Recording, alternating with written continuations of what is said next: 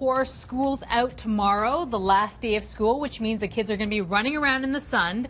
Right. So joining me now is Joelene Huber, pediatrician, and you're talking about sunscreens and mosquito repellents that are certified by the Canadian Dermatology Institute. Okay, so there are obviously a litany of products that people can use to protect their skin, obviously the epidermis, largest organ on a kid's body. Right. What can they do? What do you recommend? So first, if we're starting with thinking about even before we get to sunscreen, so babies before they're 6 months can't wear sunscreen. And so there's covers, like this is a cover for the stroller or the car seat, so it's 50 SPF, so that protects them that way, keeping them out of the sun, the direct sunlight, keeping kids out or away from direct sunlight between 10 a.m. and 4 p.m. or sort of 11 and 3. Because they are so precious. Yeah. I always wonder why they make these things out of black. Really should be white. Right. And they can breathe through this, just in case you see it and over they a protect stroller. them from bugs as well. This is awesome.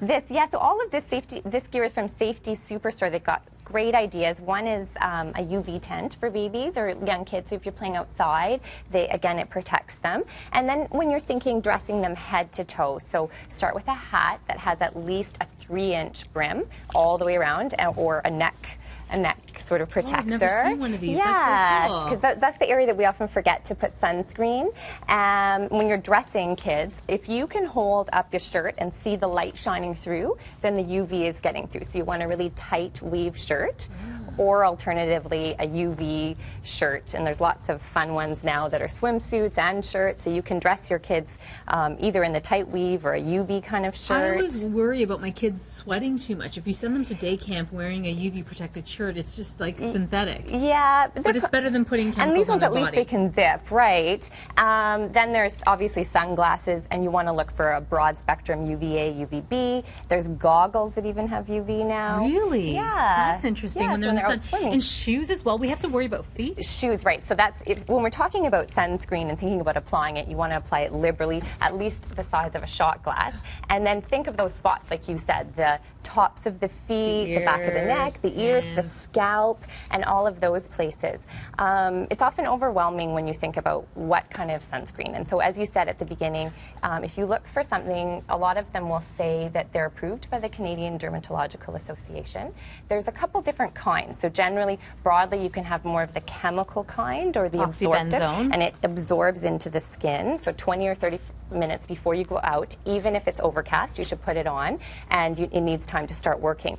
Then on the far left here, those are the barrier or physical kind, which are just like a zinc oxide or a titanium dioxide, which is a thick barrier that reflects the sun and isn't absorbed. How important is the SPF number to you as a dermatologist or as a pediatrician, pardon me? Yeah. Is that something that you tell your clients to look at? Because I think it makes people not reapply it. They buy a high number and they leave it on all day, and it doesn't actually adequately protect their child in the sun. So you want to have a minimum of 30 or higher in children and ourselves as well. And then 50 plus is the highest that you can get. 50 doesn't mean, or 60 doesn't mean that it's double of 30. It just means it lasts a little bit longer, or there's 98% versus 97% coverage on 30 and SPF. But you want to be putting it on every 2 hours, and especially if they're running around sweating or swimming.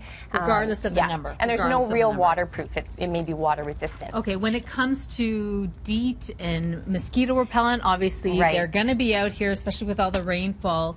I think this is really interesting. What is this? So those are the wipes. This one is a higher level. It's a 30 DEET. Again, there's levels, so 5%, 10%, or 30, and you have to look at the Canadian Pediatric Guidelines on their website to make sure that you're doing the right amount for your child. You can go with a lower number, like a 5%, will protect you just as much as a 30% for an adult. That's an adult dose or amount, but it just doesn't last as long. So if you're just going to a soccer game for 2 hours, a 5% will last for 2 hours. A 30% lasts for a lot longer. Okay, and you said for sunscreens after the age of 6 months, when it comes to DEET products or mosquito repellent, how old? Right, so if you're only using about a 5 or 10%, you can do that from 6 months to 2 years, and 2 years to 12. Really? But there is a more natural product. It's made of a derivative from a plant, lemon eucalyptus. So a lot of people are moving towards maybe picking a more more natural, and that's for children who are 3 years and older. Please don't tell me my kid has to walk around wearing this. No, what they should wear, though, if you're in a really mosquito area, is light, loose, long sleeve clothing. But this is winter wear. Long pants, well, a light, maybe it's not the best example, but light, you know, if you're out in the woods kind of thing, long pants, and socks tucked in, not wearing flip-flops. And this is if you're really hiking in the deep woods, you could use something like that. They can't bite through there. There's mosquito protectors for babies. I think the point really is, though, that you want to protect kids with some kind of DEET. Put it only on the areas that are exposed, and then I put a bar of soap there to remind us we have to wash it off. Yeah, don't let them sleep in the car or fall asleep. As soon as you're not done using it, wash it off and follow the guidelines so you're not putting too much on your tile. Thank you so much for joining us. Some great tips. We will